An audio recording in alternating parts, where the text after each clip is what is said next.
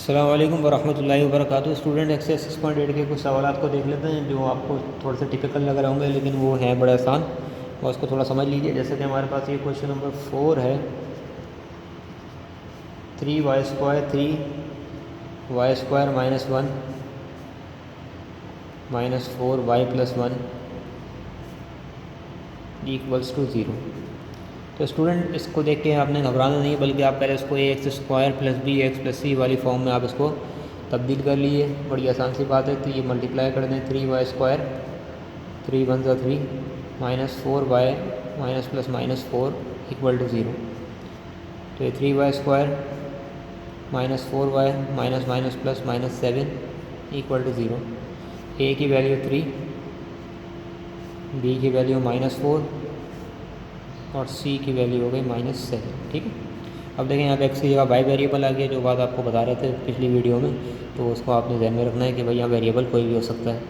अब ये सिंपल आप इसको यहाँ पे आप क्वाड्रेटिक फार्मूला अप्लाई कर दीजिए। फार्मूला अब यहाँ पे x = -b + -√b² -4ac होता है। अब यहाँ पे आप लिख दीजिए y = -b + -√b² -4ac/2a। -b की जगह -4 + -b² यानी -4 का स्क्वायर -4a, c की जगह -7 स्क्वायर रूट पूरा, 2 a की जगह a की वैल्यू पुट कर दें जो कि क्या है 3 है। तो ये -+4 हो गया, 4 का स्क्वायर 16 -++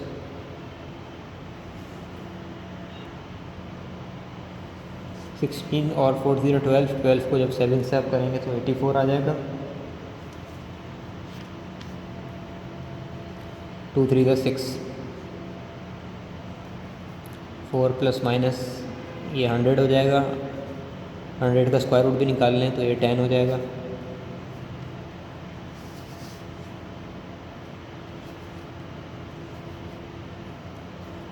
नहीं तो प्लस में लिखिए।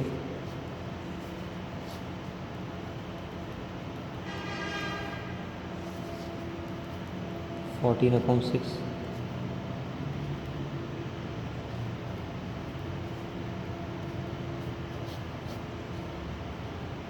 4 - 10 - 6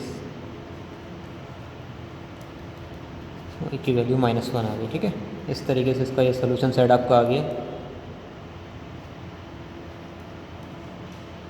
7/3 एंड -1।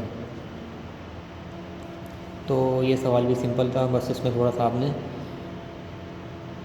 मल्टीप्लाई करके एक्सप्रेशन को quadratic form ax² + bx + c की फॉर्म में आपने तब्दील करना था। बाकी मामला वही है।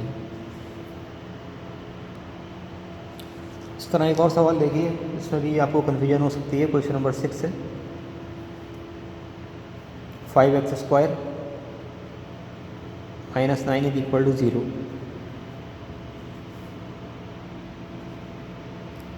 5x² -9 = 0। ax², a का कोफिशिएंट यहाँ पे 5, b का कोफिशिएंट, b आपका कोफिशिएंट कौन सा वेरिएबल, b का कोफिशिएंट, b जो है इस वेरिएबल का कोफिशिएंट होता है x का। तो यहाँ पे x तो है नहीं, इट मीन्स कि b की वैल्यू 0 है। स्टूडेंट यहाँ पे गलती ये करते हैं कि इसको b ले लेते हैं। तो ये b हरगिज़ नहीं लेना, क्योंकि इसके साथ x नहीं है। जिसके साथ x होगा या रिक्वायर्ड वेरिएबल जिसकी वैल्यू मालूम करनी है वो होगा, वही आपका उसी का कोफिशिएंट b कहलाएगा। अदरवाइज़ अगर उसके साथ कोई भी वेरिएबल नहीं लिखा हुआ, खाली कांस्टेंट नंबर, इट मीन्स कि वो कांस्टेंट c है। तो ये गलती इसमें नहीं की जाएगा, इसलिए आपको ये सवाल करवाया जा रहा है, क्योंकि ये मुशाहिदे में आया कि ये जो गलती है स्टूडेंट अक्सर कर देते हैं। c की वैल्यू -9, वेरिएबल x है तो x की फॉर्म में लिखेंगे। x = -b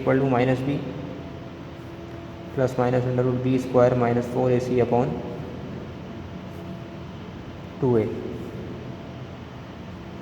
-b की जगह 0, b² यानी कि 0 का स्क्वायर -4, c की जगह -9,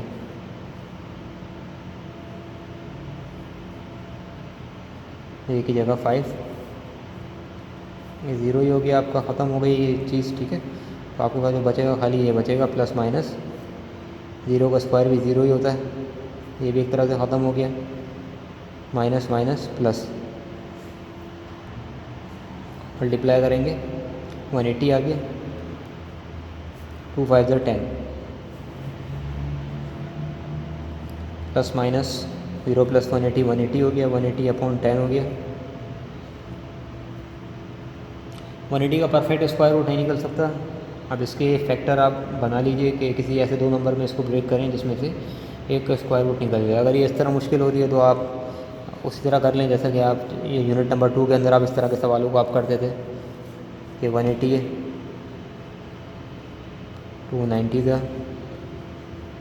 245 हो गया, 315 था, 3 5 था, देन 5 1 था 5।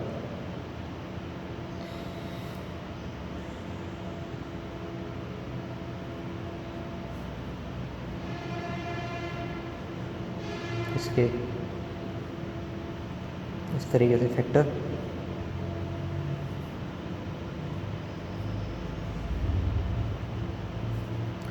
फिर बनता जाता है, इसको बाहर निकालते जाते हैं,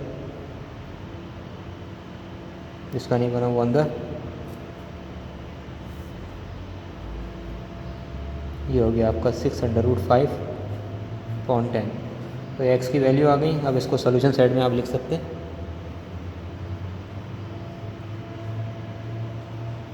एक दफ़ा प्लस में एक दफ़ा माइनस में, बल्कि इसको और कैंसिल कर दें, 2 3 था, 2 5 था, तो ये हो गया आपका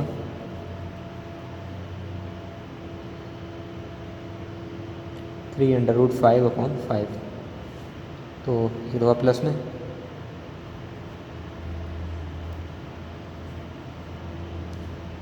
एक दफ़ा माइनस में।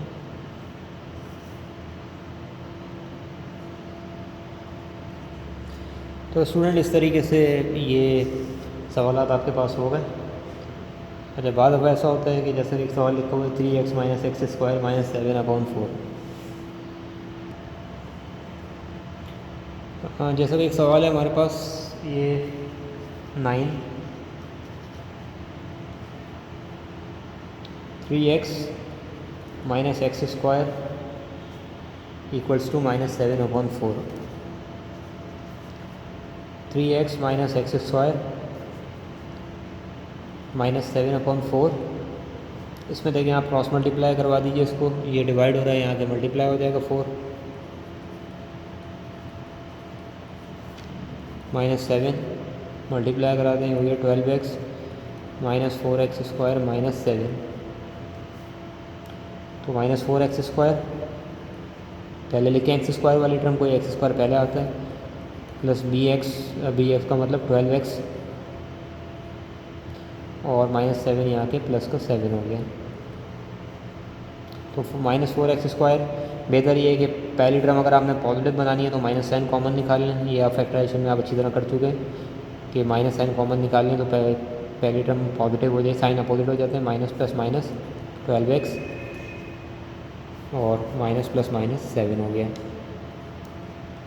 इट मीन्स ये माइनस का मतलब -1 है, -1 वहाँ जाके डिवाइड होगा तो 0/-1 0 ही हो जाएगा। तो सिंपली आपके पास ये बचेगा -4x² - 12x - 7 = 0। अब आप आराम से इस पर क्वाड्रेटिक लगा सकते हैं। ए की वैल्यू 4 ले लीजिएगा, बी की वैल्यू -12 और सी की वैल्यू -7, ठीक है। अब ये कि इसको बस 12, अब ये पे पूरा क्वाड्रेटिक आप लगा दीजिएगा, ठीक है। अब आप इसको कर सकते हैं। तो ये भी आपको होम असाइनमेंट जो सवाल बचे हैं वो आपने होम असाइनमेंट के तौर पर उनको करना है। तो ये था हमारा क्वाड्रेटिक फार्मूला, और क्वाड्रेटिक फार्मूला के साथ ही हमारा ये क्वाड्रेटिक इक्वेशन का टॉपिक ख़त्म हो गया। Quadratic equation by factorisation simple आप खुद कर सकते हैं, वो इसलिए नहीं करवाई गई आपको क्योंकि वो पूरा चैप्टर फैक्टराइजेशन का आपने पढ़ा है। मिडिल टर्म ब्रेक करनी है, मिडिल टर्म ब्रेक करने के बाद जब फैक्टर बन जाएंगे उनको 0 के बराबर कंसीडर करके सिंपल उसकी वैल्यू निकालनी है। तो वो एक्सरसाइज आपने खुद करनी है। 6.8 6.7 ये आपको करवा दी गई, 6.6 जो है क्वाड्रेटिक इक्वेशन बाय फैक्टराइजेशन वो आपको खुद करनी है। इसको अपने ध्यान में रखिएगा। उसमें सिंपल मिडिल टर्म ब्रेक वाले सवाल हैं, मिडिल टर्म ब्रेक वाले सवालों को आप आसानी अब करना जानते हैं अगर आपने फैक्टराइजेशन के चैप्टर को अच्छी तरह पढ़ा है, मिडिल टर्म को अच्छी तरह पढ़ा है, समझा है, तो आपके लिए कोई भी मसला नहीं होगा किसी भी एक्सप्रेशन को सिंप्लीफाई करना, उसकी मिडिल टर्म ब्रेक करना। अस्सलाम वालेकुम वरहमतुल्लाहि वबरकातुहू।